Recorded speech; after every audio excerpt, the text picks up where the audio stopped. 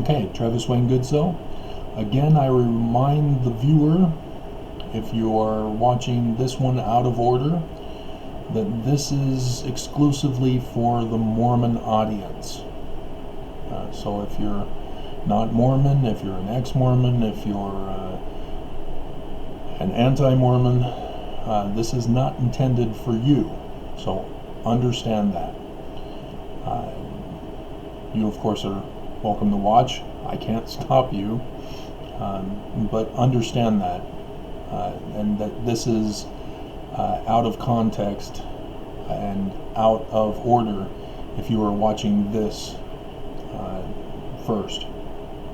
There is an introduction, and then part one, I talked about how the Messiah is to understand and know Egyptian and Hebrew, not just the cultures, but the languages, how to translate. And I went over how Joseph Smith was thinking that he was, or trying to turn him into the Messiah, because that's what he was doing. He was translating Egyptian with the Book of Abraham and the Book of Joseph, which never got finished either, and the Book of Mormon, claiming to be Egyptian, and his King Follett Discourse, where he revealed his knowledge from when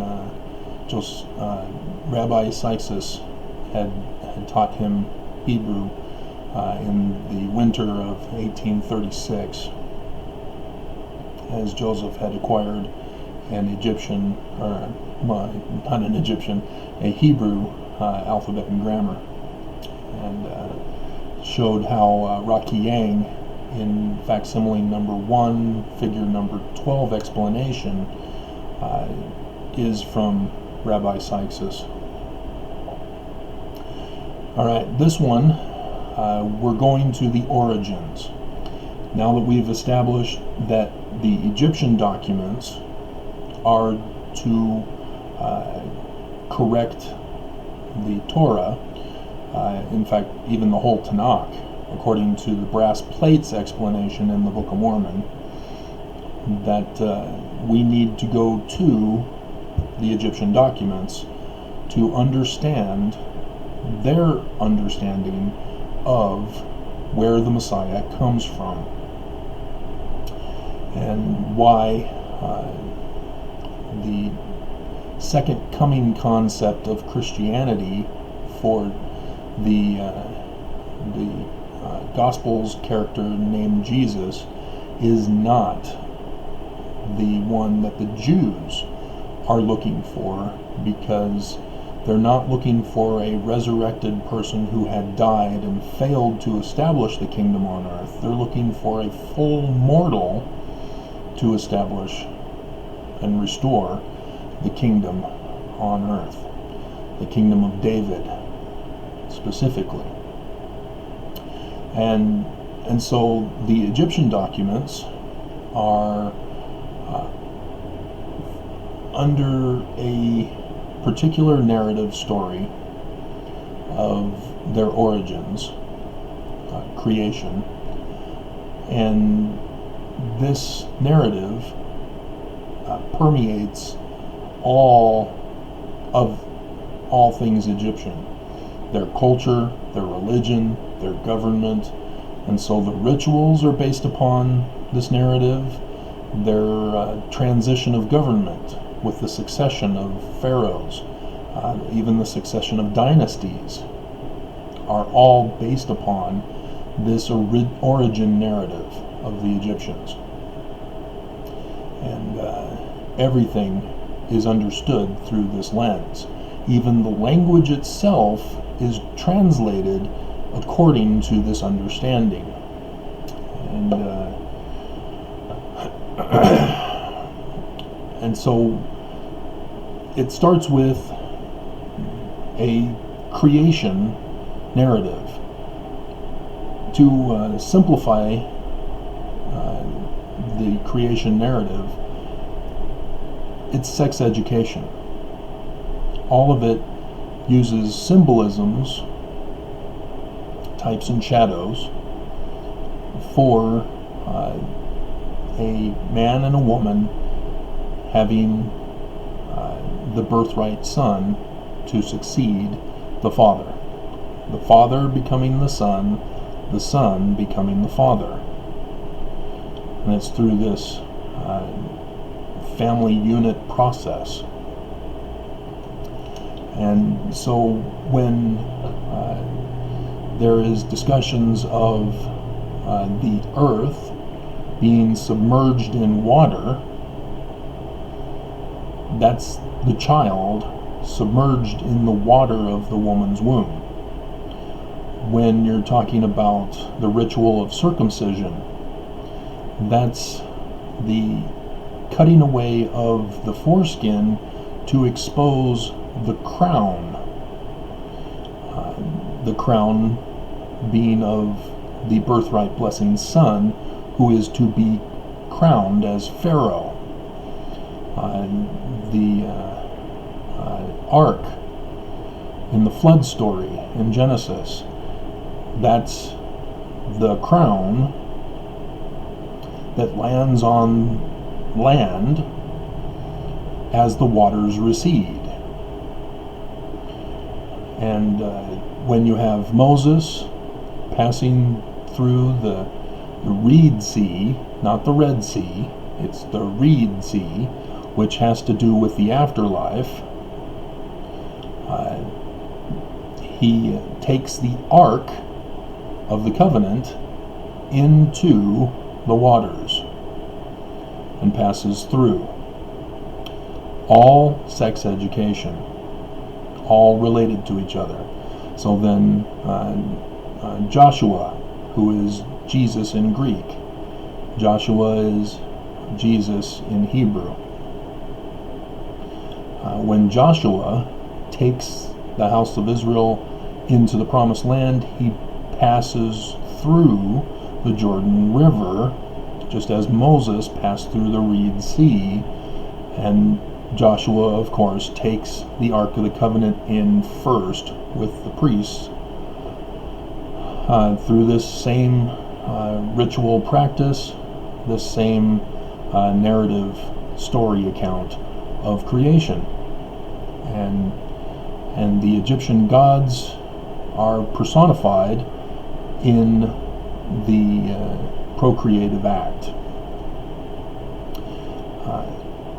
And so translating is on multiple levels, as you can clearly see, that it's not just creation of heaven and earth, but it's the Nile inundation, the flooding of the Nile on a yearly basis for the Egyptians, as well as human creation, and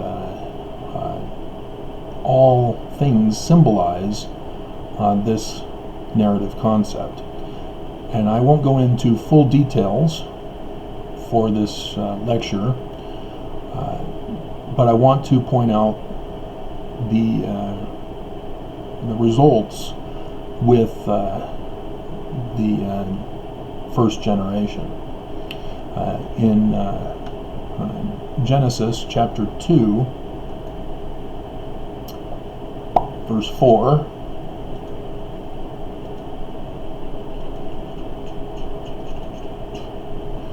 it says, "These are the generations of the heaven and the earth." Generations refers to human offspring, but it's talking about heavens and earth. That's because it's the Egyptian creation story of heaven and earth being personified as male and female. The earth being male and the female as the heavens. And we don't get to the generations immediately here, because it starts talking about the formation of the earth. And so we get to the generations after the garden story, when Adam and Eve are kicked out. in chapter 4, verse 1. And Adam knew Eve, his wife, and she conceived and bare Cain, and said, I have gotten a man from the Lord. And she again bare his brother Abel. And Abel was a keeper of sheep, but Cain was a tiller of the ground. Okay, so this is taken from the Egyptian narrative. Adam and Eve are Nut and Geb. Geb is the soil, as Adam in Hebrew is translated as soil. Eve is not. She's an added character. The Egyptian character corresponds to Lilith, as darkness in the creation account is the name, or night is the name for darkness. And so night, Lila, is the name of Adam, who is Geb in the Egyptian, and that's Nut. But here they've changed her to Eve, trying to force a meaning similar to the Hebrew word for life. Thus, they call her the mother of all living, based upon that. And so the two children are the two children who are to be the birthright blessing children, except they have Cain, who was born first, not Abel. They sort of mix this around. The Bible author is mixing this around. He's not comfortable with the Egyptian narrative, which predates this author by multi-millennia. And he's looking off of the Egyptian documents, and there is evidence that he doesn't really understand how to translate Egyptian, but he does understand how to connect the stories or pictures from the Egyptian documents into the narrative he's trying to tell people instead. He's giving his own version of history rather than accurately portraying the original account. And so he's naming all these characters Hebrew names rather than Egyptian names. And yes, for those of you who are wondering, that's exactly how Joseph Smith was doing his translation of the Book of Abraham. In the text, even, it says, referred to facsimile number 1.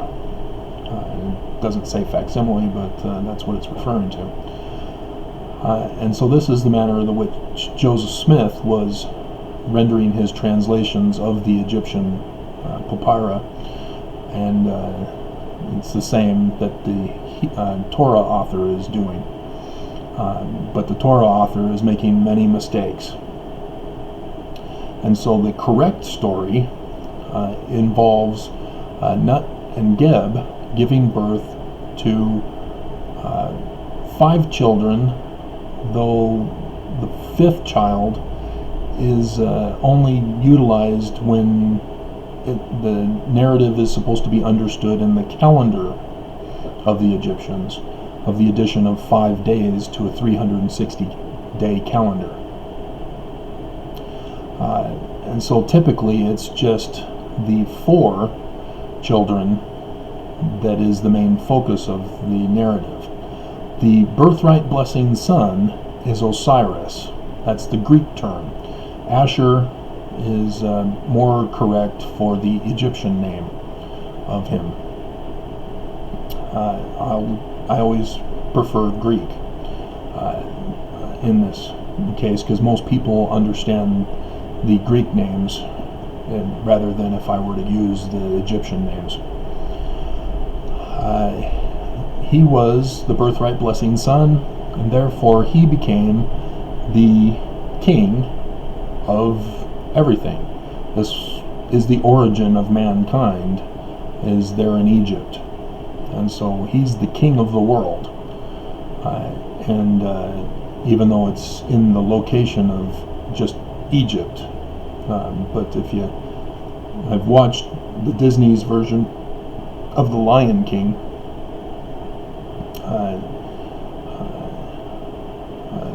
the father talks to his son, saying, one day this will all be yours. Everything you see is your kingdom.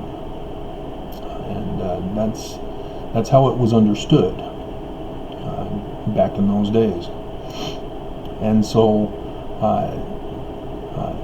the earth was given over to Osiris to be the king of earth.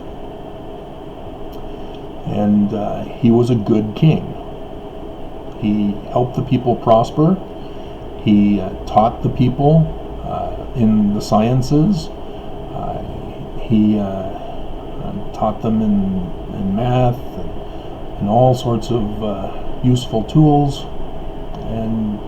And they were farmers, and because he was in charge of the grain. That was his main responsibility, was the person in charge of grain farming. Then Set is the runner-up. You'll remember there are several biblical stories where brothers compete for tribal leadership. Jacob and Esau, for example. This comes directly from this narrative. So it's not just Cain and Abel, but the theme is repeated multiple times in the Bible narrative. And what you have is versions of the original narrative. But the second brother is Set or Seth. And in the narrative, he is the keeper of the flocks, the small animals, the sheep and the goats. And so you see that switched with the Bible author, who doesn't want Abel to be in charge of farming. He wants Abel to be in charge of the sacrifices in the temple, of the Jewish temple, even though both offerings of the field and of the flock were offered in the original temple ceremonies. If you remember in the Mormon endowment ceremony, the law of sacrifice specifically indicates that both the first fruits of the field and the firstlings of the flock were offered as sacrifices. So this whole Mormon myth of Cain's sacrifice not being accepted because it was a vegetable, that's ridiculous. It had nothing to do with his being a vegetable or fruit or whatever, something of the ground, because that was part of what was supposed to be offered. The problem is that he didn't offer it in the correct manner, and we're not told how he did it wrong. But whatever he didn't do it wrong. And it's likely that it was not the first fruits, that he had more of the second gleaning instead. That's just speculation, but that seems to support the context. Nevertheless, it has nothing. The biblical author is switching roles here from the original narrative, and so they both were assigned different tasks. So it's not a matter of confusion on that part. But what the author of the Torah is wanting to suggest is that Cain's field was eaten up by Abel's flock. That's what I think he's trying to portray here as the reason why Cain becomes the bad guy and gets angry at Abel and murders him. And so that he can have both jobs and be the birthright blessing son. But again, you'll notice the author makes Cain the birthright blessing son, which is supposed to be Osiris's role, which Osiris is not the one who is murdered. The Egyptian story has Osiris murdered, and the details in the narrative are important in understanding the various stories of the Bible, both Old and New Testament, in regards to where they got the concept from. The 9-inch nails used to nail Jesus to the cross, that comes from this Egyptian narrative. It wasn't a cross, it was a coffin. 9-inch nails were nailed into the coffin that Set tricked Osiris into getting into. And the cross is the Egyptian Ankh for eternal life, meaning Osiris is resurrected and ascends to heaven to be the heavenly king. This is the Jesus of Christianity, is Osiris.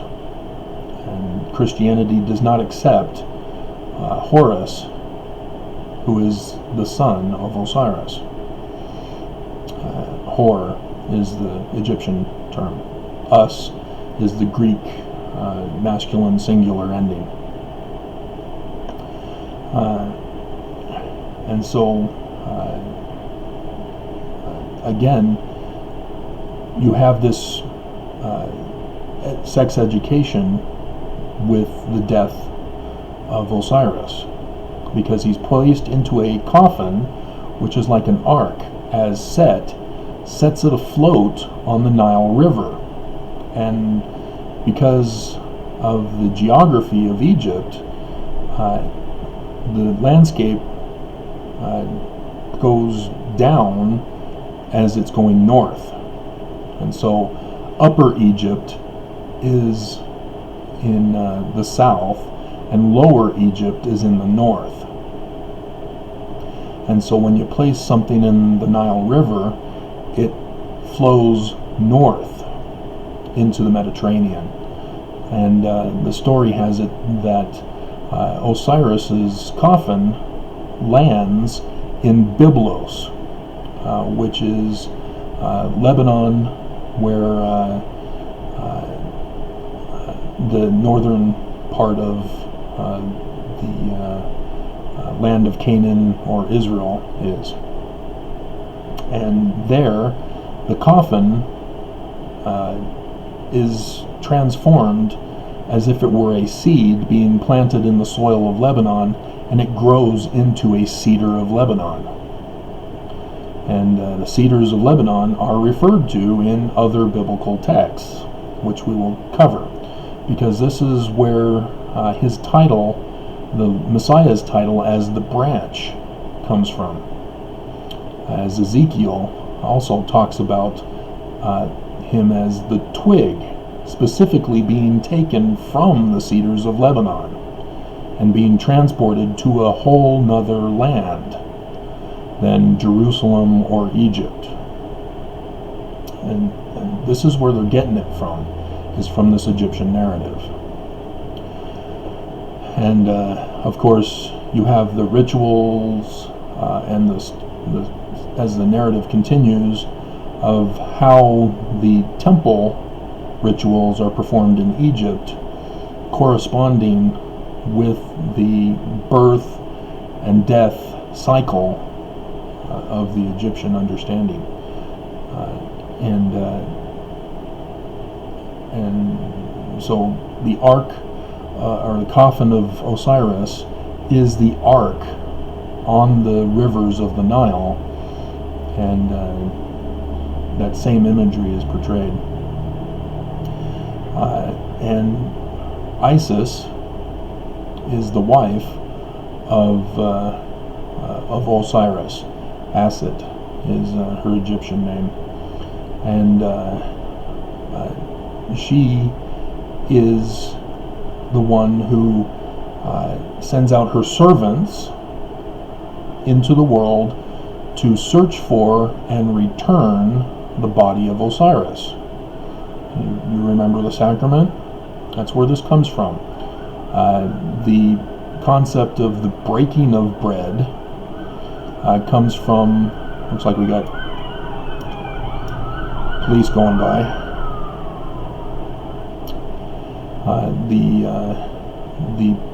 The breaking of bread comes from the second version of the story narrative, because the servants recover the body from Byblos, brings it back to Egypt. Isis revives the body of Osiris, and Set, who had usurped Osiris's kingdom because he's the next in line, and so he got to take over the kingdom with the murder of his brother. This is the common theme also for government and succession, is the concept of the king dying as if he were being murdered. And in order to restore the kingdom, the birthright blessing son must take the throne. And as dynasties change, you see certain dynasties adopting the god Set, whereas others take on Horus. The 18th dynasty, for example, took on Horus as their symbol god, as the Hyksos, the previous two dynasties, took on the god of Set, because they understood the narrative that was being played out. They had usurped the Egyptian throne and therefore personified the god Set. And so when the 18th dynasty comes along, they restore the original kingdom and thus personify themselves as Horus. And so, as the first time when Osiris is revived, Set finds out. This time he chops his body up into 14 pieces. Later it's changed to 42 pieces for the 42 nomes of Egypt, districts of Egypt. But originally it was 14. And these 14 pieces were again tossed into the Nile River, and Isis had to send out her servants to gather the pieces, assemble the pieces as if attending church, partaking of the sacrament of the broken bread, representing the body of the anointed one, and the assembling back together, all ritually performed with the sacrament. And the water representing the Nile River, also representing the blood of Osiris spilled into the Nile River. So Moses, when he confronts Pharaoh, water of the Nile turns to blood. That's where it comes from, is the murder of Osiris and the usurping of the throne by Set, and the restoration of the kingdom by the son Horus. And so Moses is actually trying to restore the kingdom with challenging Pharaoh for the right for the throne.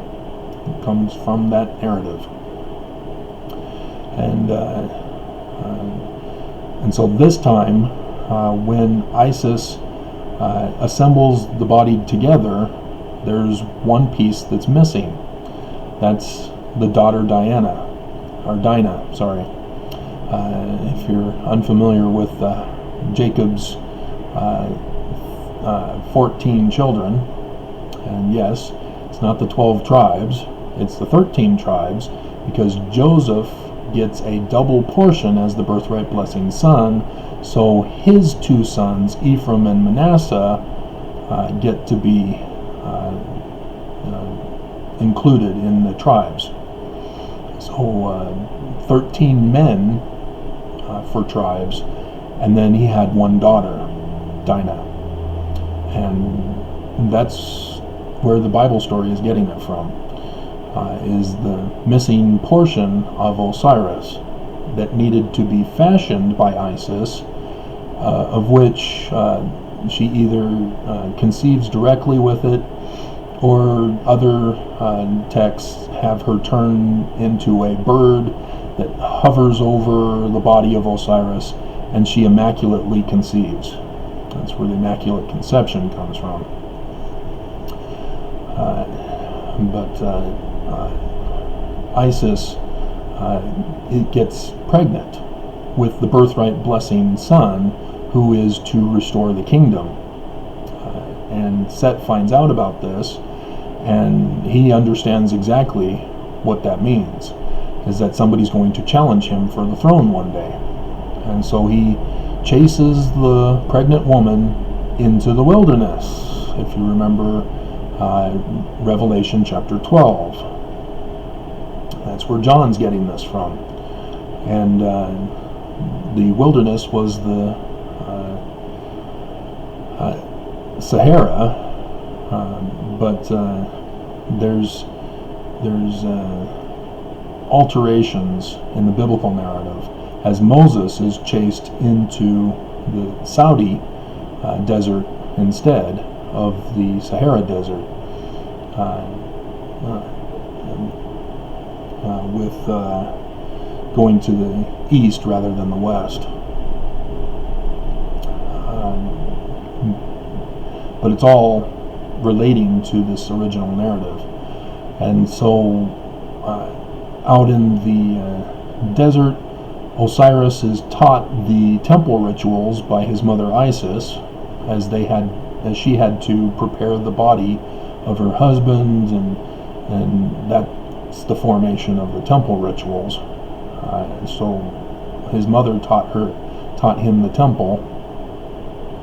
And the Egyptian god Thoth, who was involved in the versions where the 5 children were included, because it's Thoth who added 5 days to the calendar in order for the 5 children to be born, according to that version of the narrative.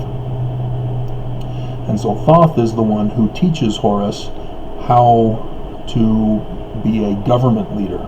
So Isis for religion, Thoth for government, and how to challenge Set for the throne as well.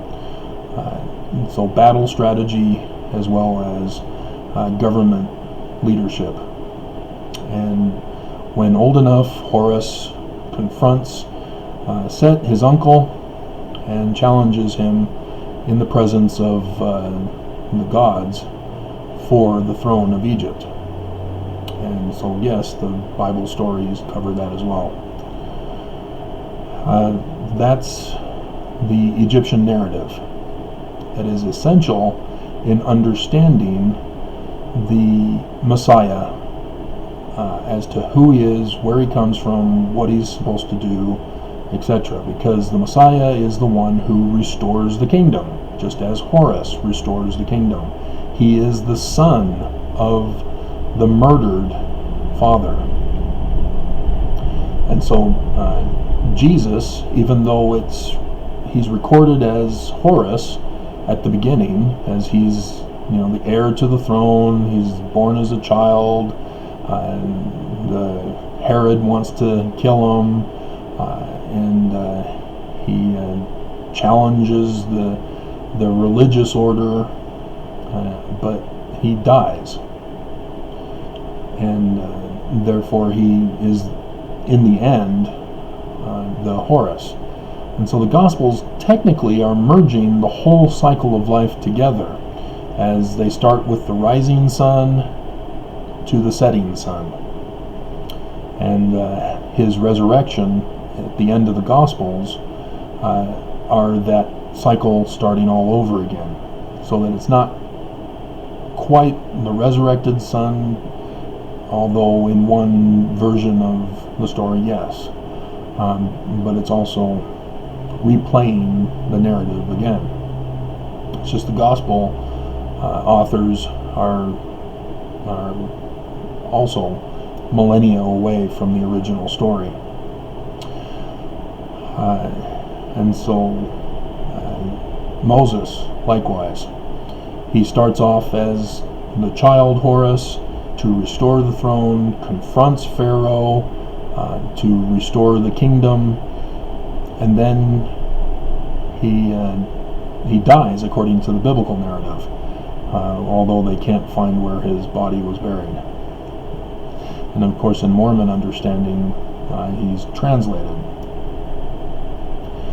But that's why Jesus takes over after Moses, after his death, is that now Jesus, with the Hebrew name Joshua, is the one who restores the kingdom in the promised land.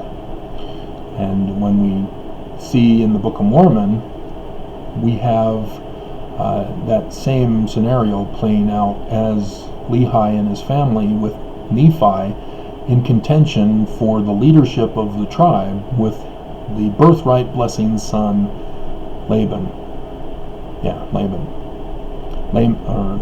Laman. Laban is the guy who had the records and refused to give it, and Nephi killed him. And that's where you get the two tribes in the Book of Mormon, Lamanites and Nephites, is because of that birthright blessing struggle that originates with the Egyptian narrative.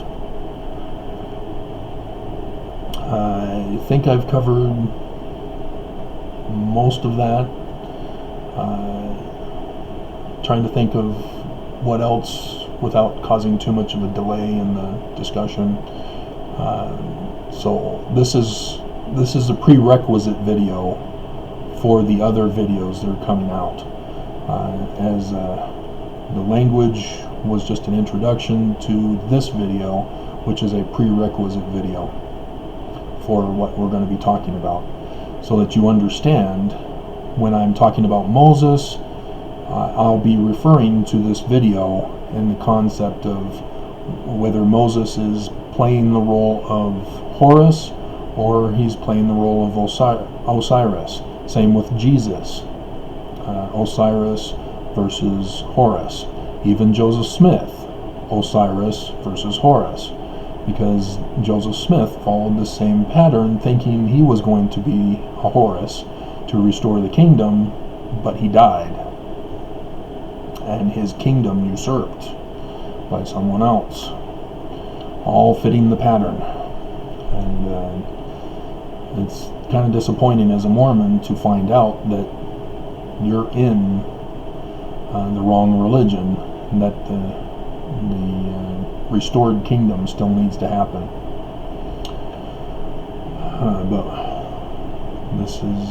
this is what's involved, as we'll get into the signs of the latter days, because the signs of the latter days also correspond with this original Egyptian narrative. So the sun darkening and the moon turning to blood likewise comes from this Egyptian narrative, as Horus begins the battle with Set. He is blinded in his eyes, which are representative of the sun and the moon. Alright, I think I've covered everything that needs to be covered for this. So refer to this video if you forget as we go over it, and the others if I don't cover it.